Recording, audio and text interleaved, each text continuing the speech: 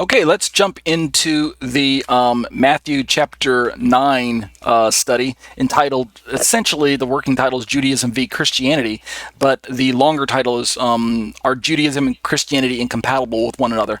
And we basically have been working through some commentaries on a particular passage found in the book of Matthew. It's also found in two of the other Gospels.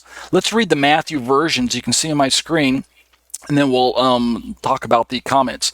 So this is a question about fasting and patching old clothes and making wine. And so here's how it's recorded for us in the book of Matthew. Then the disciples of John came to him, speaking of Jesus, Yeshua, saying, "Why do we and the Pharisees fast, but your disciples do not fast?" And Jesus says to them in verse 15, "Can the wedding guests mourn as long as the bridegroom is with them? The days will come when the bridegroom is taken away from them, and then they will fast." And then he continues with his lesson, whatever he's trying to impart to them, but he uses a second analogy. His second analogy starts in verse 16.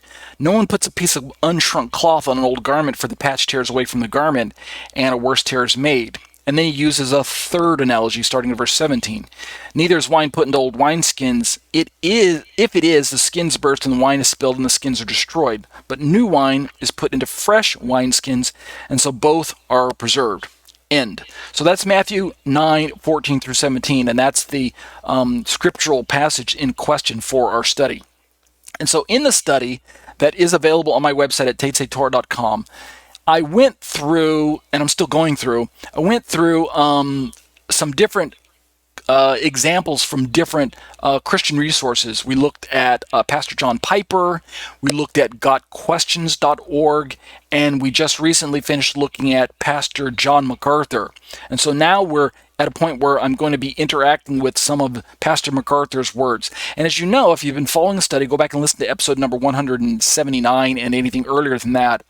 If you notice, the sense of what I walk away from when I look at Pastor MacArthur's comments, and that's what I'm going to pick up with here, is, and as I say it in my commentary, did you catch the main import of his thoughts?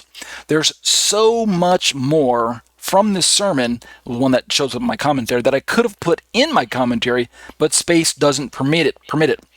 And I say, if my abbreviated representation is a bit confusing, then I encourage you to visit the link in the footnote and read the entire sermon for yourself and see if I may be inadvertently, without knowing it, if I improperly quoted Pastor MacArthur in any way, which it's not my intent to, malign Pastor MacArthur's words or to quote him out of context or any such thing. So I encourage you, if you do read my commentary, take the time to go back and look at the link that I provided for you. So as you go through my own notes and look at Pastor MacArthur's sermon here, be careful to try not to misunderstand what Pastor MacArthur is trying to say. And I continue my own commentary. I say I'm open to correction and will gladly retract or correct anything that knowingly or unknowingly slanders a fellow brother in Christ. I have the highest respect for Pastor John MacArthur. I grew up listening to him, listening to Christian radio when I was younger, and even going on to work at a Christian radio station as a DJ. And so being able to play those shows for other people to listen to when I was the DJ was just, like an honor. But so I've got a lot of his theology in my head, and so I think I'm kind of following along with what he said.